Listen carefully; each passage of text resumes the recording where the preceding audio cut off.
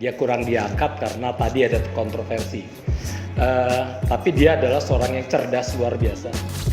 Tinggal di rumah seorang ibu janda ya, yang mantan suaminya itu penginjil. Dan dari situlah dia berjumpa dengan Yesus. Memang kontroversi karena dia dikaitkan dengan komunis ya, peristiwa di Madiun itu. Selain itu juga karena pada rekan-rekan sekalian, penggemar channel Opini Berti, kali ini kita kembali bersama dengan Bapak Aldo Pustoti untuk mendiskusikan tema-tema sosial kekristenan yang menarik dan bisa dibahas untuk secara umum gitu ya. Dalam rangka Hari Pahlawan, kali ini kita akan mengangkat satu tokoh yang mungkin sudah beberapa kenal, tapi mungkin dibandingin sama tokoh-tokoh yang lain, biasanya tokoh yang satu ini jarang diangkat gitu ya. Kalau orang bicara soal tokoh Kristiani jadi pahlawan nasional, orang mungkin mengingat orang-orang di militer maupun di pemerintahan seperti mungkin kayak TB Simatupang, John Lee, atau Bapak Maramis, Bapak Om Yohanes Lemena gitu ya. Tapi yang satu ini mungkin agak jarang diangkat Pak gitu ya. Yang satu tokoh kali ini mungkin karena kontroversinya, tapi padahal dibandingin sama yang lain, ini satu-satunya tokoh Kristiani yang mungkin pernah jadi kepala pemerintahan di Indonesia gitu ya. Mungkin rekan-rekan sekalian sudah tahu, kita kali ini akan membahas tokoh Amir Syarifuddin. Yeah. Di antara, kalau kita tahu ada Bung Karno dan Bung Hatta sebagai duit tunggal kita, terus ada Bung kecil yaitu Bung Syahrir, sebenarnya ada satu Bung lagi yaitu Bung Amir sebenarnya. Amir Syarifuddin. Kita akan bahas kali ini. Nah, menurut Pak Fatih sendiri selaku telah mempelajari begitu banyak tokoh Kristiani, apa keistimewaan Bung Amir Syarifuddin yang bisa diangkat? Amir Syarifuddin ini luar biasa sebetulnya ya. Dia kurang diangkat karena tadi ada kontroversi. Tapi dia adalah seorang yang cerdas luar biasa. Sebetulnya dia Amir Syarifuddin Harahap. Dia kurang diangkat karena tadi ada kontroversi. Tapi dia adalah seorang yang cerdas luar biasa. 1927 itu ada pertemuan para pemuda se-Indonesia, lalu mengatakan kita sepakat tidak pakai marga dan tidak pakai kebangsawanan kayak Raden atau apa, supaya kita egaliter, setara semua. Nah, sejak saat itu dia tidak pakai lagi ya harahapnya. Dia seorang cerdas sekali, pinter, dan dia bapaknya adalah seorang ahli hukum yang bekerjanya di Medan. Dan karena dia pinter juga dan bapaknya juga berpikir jangka panjang, akhirnya ayahnya itu mengirimkan dia untuk studi ke Belanda. Nah, sampai di Belanda itulah kemudian dia tinggal di rumah seorang ibu janda ya, yang mantan suaminya itu penginjil. Dan dari situlah dia berjumpa dengan Yesus, kira-kira begitu. Dan dari situlah kemudian dia masuk Kristen. Sehingga ketika dia pulang dari Belanda itu sebetulnya dia memberanikan diri pulang karena orang tuanya sebetulnya marah sekali karena dengan dia masuk Kristennya itu. Tetapi memang dia sangat yakin dengan imannya. Dan Amir Syarifuddin ini tokoh yang luar biasa. Dari itu dia pada saat proklamasi kemerdekaan, para pemuda itu berkumpul semuanya. Lalu mereka bicara siapa kira-kira yang akan membacakan teks proklamasi. Waktu itu semuanya udah bilang yang bacanya Amir Syarifuddin. Tetapi Amir Syarifuddin ini nggak mau. Lalu ketika dia bilang udah si ini aja Sultan Syahrir. Sultan Syahrir juga nggak mau. Akhirnya mereka menunjuk Soekarno dengan Hatta. Ya, Soekarno dengan Hatta ragu-ragu. Ini beda ya. Amir Syarifuddin dengan Sultan Syahrir, Soekarno Hatta. Karena Soekarno Hatta itu lebih kooperatif dengan Belanda maupun Jepang. Sedangkan Amir Syarifuddin dan Sultan Syahrir tidak mau kooperatif dengan siapapun. Mereka pokoknya kalau merdeka nggak peduli. Nah ini ragu-ragu ini Soekarno, sehingga para pemuda kemudian datang, kemudian menculik mereka, dibawalah ke Rengas Dengklok untuk dipaksakan supaya mau untuk membacakan teks proklamasi itu. Tetapi Amir Syarifuddin ini Kenapa para pemuda itu suka dengan dia pada saat itu?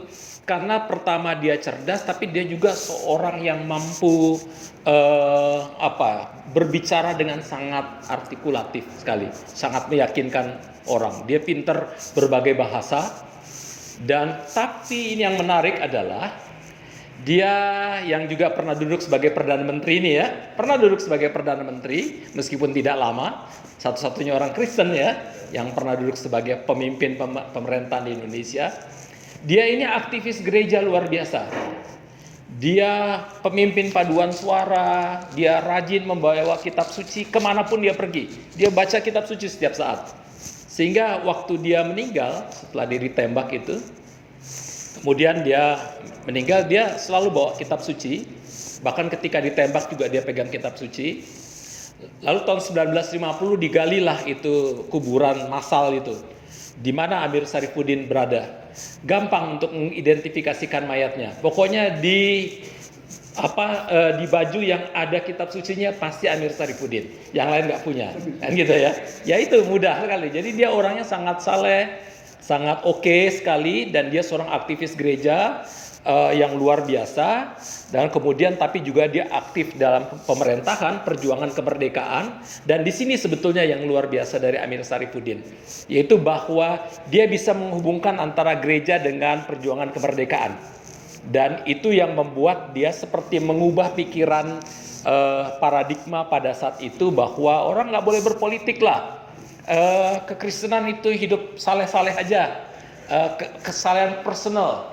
Tapi Amir Syarifuddin mengubahnya dengan mengatakan nggak bisa.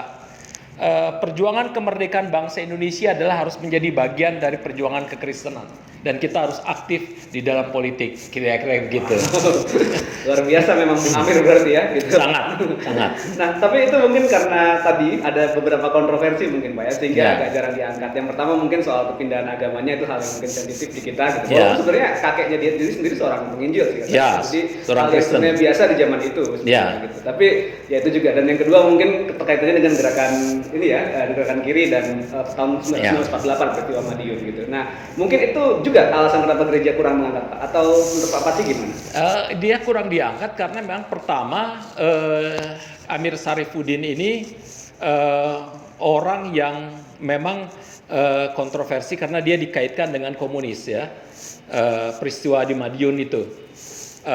Selain itu juga karena pada masa Soeharto, buku-buku yang orang mau tulis cerita-cerita tentang Amir Syarifuddin itu selalu di-cut. Jadi ada satu masa di mana nggak boleh bicarakan tentang Amir Syarifuddin karena dia berhubungan dengan PKI, terutama di dalam pemberontakan Madiun. Tetapi pemberontakan Madiun itu sendiri sebetulnya yang katanya dilibatkan oleh PKI, di mana PKI terlibat, itu juga masih debatable.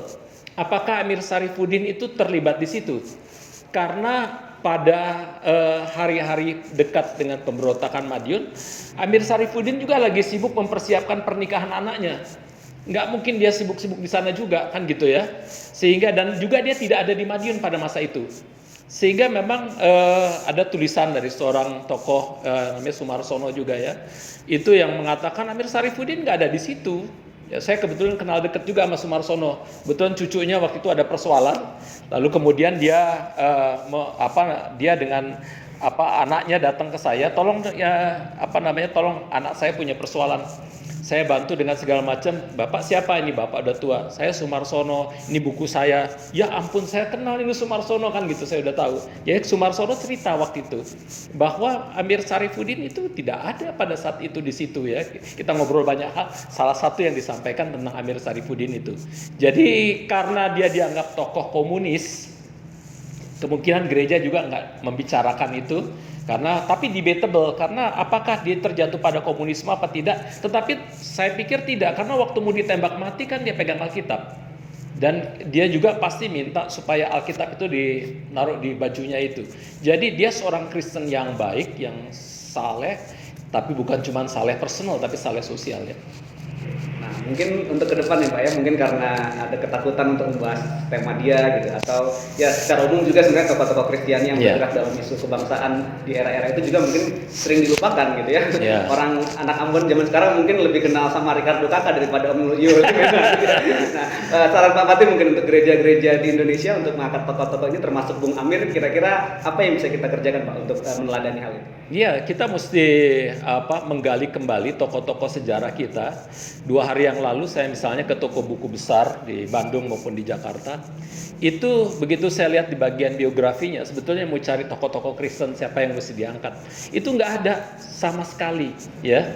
Sehingga saya pikir, aduh kita kurang sekali ya tokoh-tokoh Kristen yang memang kita bisa angkat untuk bagaimana mereka memberikan kontribusi bagi keindonesian, perjuangan keindonesian ini, baik tokoh masa lalu maupun masa sekarang. Karena perjuangan Amir Sarifudin ketika dia menggeser teologi itu ya, dari sebuah teologi yang sangat personal, kesalehan personal menjadi kesalehan sosial, itu luar biasa. Karena pada masa itu ada seorang teolog dari Belanda namanya Timmersma. Dia mengatakan bahwa orang Kristen nggak boleh ikut di dalam politik. Kalaupun ikut juga harus mendukung Belanda, karena memang kehendak Tuhan lah Belanda masuk ke Indonesia, kehendak Tuhan lah Belanda untuk membuat Indonesia lebih beradab. Jadi itu udah kehendak Tuhan, semuanya udah takdir, kira-kira gitu ya. Oleh karena itu mestinya orang Kristen nggak boleh ikut perjuangan nasionalisme kemerdekaan. Amir Sarifudin melawan itu, dan itu tandanya bahwa dia lebih mementingkan tentang kemanusiaan, kebangsaan daripada berpikir tentang Belanda yang berusaha mempengaruhi kita dengan teologi yang membuat kita tidak mampu untuk berjuang bagi kemerdekaan bangsa. Dan ini sesuatu yang harus kita pelajari, artinya kita mesti kritis juga terhadap teologi yang justru membuat kita menjadi impoten terhadap persoalan sosial masyarakat dan bangsa. Oke, terima kasih Pak Fatih. Itu seruan juga untuk gereja-gereja di Indonesia. Kita angkat kembali tokoh-tokoh Kristiani kebangsaan, bukan dalam semangat sektarian, tapi dalam semangat kita bisa memberikan kontribusi yang besar. Karena kehayatan iman yang sejati harusnya juga diwujudkan dalam cinta akan bangsa yang sejati. Terima kasih Pak Fatih buat channel ini. Rekan-rekan silakan berkomentar nanti di komentar ini, dan juga mungkin teman-teman punya tokoh lain yang bisa diangkat. Nanti kita akan diskusi bersama-sama. Selamat Hari Pahlawan untuk kita semua. Terima kasih.